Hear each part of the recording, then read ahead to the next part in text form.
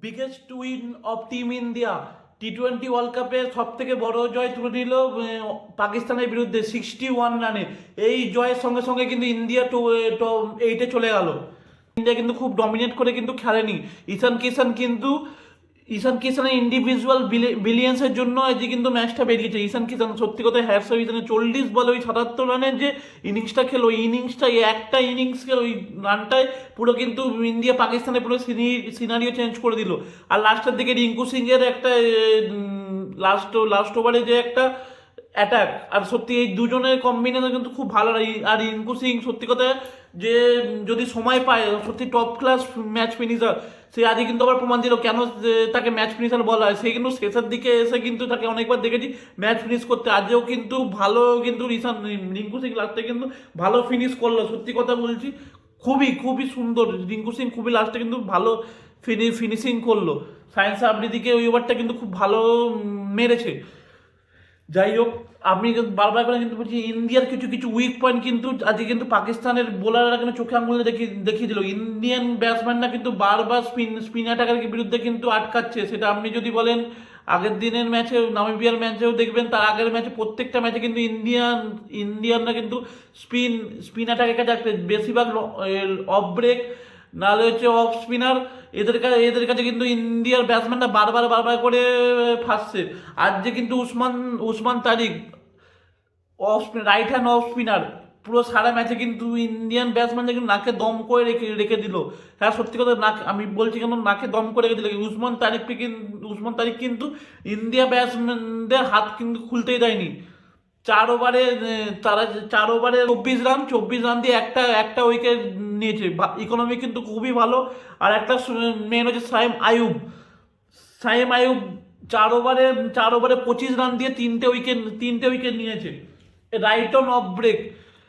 বারবার করে বলছি স্পিনারটা কিন্তু যত কিন্তু যাবে তত ভালো ভালো বড় বড় টিমের সঙ্গে কিন্তু খেলা পড়বে, ভালো ভালো বোলিং লাইনে খেলা পড়বে। আর যাদের কিন্তু স্পিন মানে স্পিন অ্যাটাক যাদের কিন্তু যে টিম স্ট্রং, সেই টিমের বিরুদ্ধে কিন্তু ইন্ডিয়া কিন্তু স্ট্রাগল করবে। আমি বারবার করে বলছি ইন্ডিয়ার এখন কিন্তু মানে গৌতম গম্ভীরকে, ইন্ডিয়ান কোচ গৌতম গম্ভীর কিন্তু এই বিষয়ে নজর দিতে হবে। কিন্তু ওয়ার্ল্ড কাপে যদি ভালো রেজাল্ট করতে হয় বা ডিপেন্ডিং চ্যাম্পিয়ন ইন্ডিয়াকে যদি চ্যাম্পিয়ন হতে হয়, কিন্তু ইন্ডিয়ার স্পিনারটা কিন্তু ভালো করে খেলতে হবে। ইন্ডিয়া স্পিনারটা কিন্তু জঘন্যভাবে কিন্তু খেলছে। আজকে যদি ম্যাচ দেখেন, ঈশান কিষান ছাড়া আপনি যদি বলেন অভিষেক শর্মা কিন্তু খুবই মানে আনকেয়ারলেসগুলো শট মেরে আউট হলো। হার্দিক পান্ডিয়া খুবই জঘন্য জঘন্য পারফরমেন্স। হ্যাঁ বলিং হাতে উইকেট বা কি উইকেট নিয়েছে, 2টো উইকেট নিয়েছে, কিন্তু ব্যাটিং হিসাবে কিন্তু খুবই মানে আনকেয়ারলেসের মতো এইরকম শটটা প্রথম বলে মারাটা আমি উচিত হয়নি। কিন্তু ম্যাচটা কিন্তু ওখানে টার্নিং পয়েন্ট হয়ে যেত। রান কিন্তু বেশি হয়নি। হ্যাঁ পিচটা একটু স্পিন অ্যাটাক ছিল বা স্পিন পিচ ছিল, রান বল মানে পিচ খুব স্লো ছিল, বল কিন্তু ব্যাটে আসছিল না ঠিক করে, তাও হয়েছে। কিন্তু স্পিন অ্যাটাক কিন্তু বারবার করে বলছি ইন্ডিয়া স্পিন অ্যাটাকে এত প্রবলেম হচ্ছে আমি জানি না। গৌতম গম্ভীর যে ইন্ডিয়ান কোচ, তাকে কিন্তু এই বিষয়টা কিন্তু নজর দিতে হবে। কিন্তু বড় বড় যে টিম আছে তারা কিন্তু এই ইন্ডিয়ার যে উইকনেসগুলো কিন্তু ভালোভাবে ওয়াচ করছে, ভালোভাবে দেখছে, ডমিনেট করছে। হ্যাঁ কিন্তু আমি বলবো ইন্ডিয়া হচ্ছে ওয়ার্ল্ডের জায়েন্ট। ক্রিকেটে যদি জায়েন্ট বলেন, ওয়ার্ল্ড জায়েন্ট। কারণ ইন্ডিয়া হচ্ছে পুরো ক্রিকেটকে রিপ্রেজেন্ট করে। আর তাদের তাদের মেন হচ্ছে বোর্ড হচ্ছে বিসিসিআই হচ্ছে ওয়ার্ল্ডের সবথেকে রিচেস্ট বোর্ড।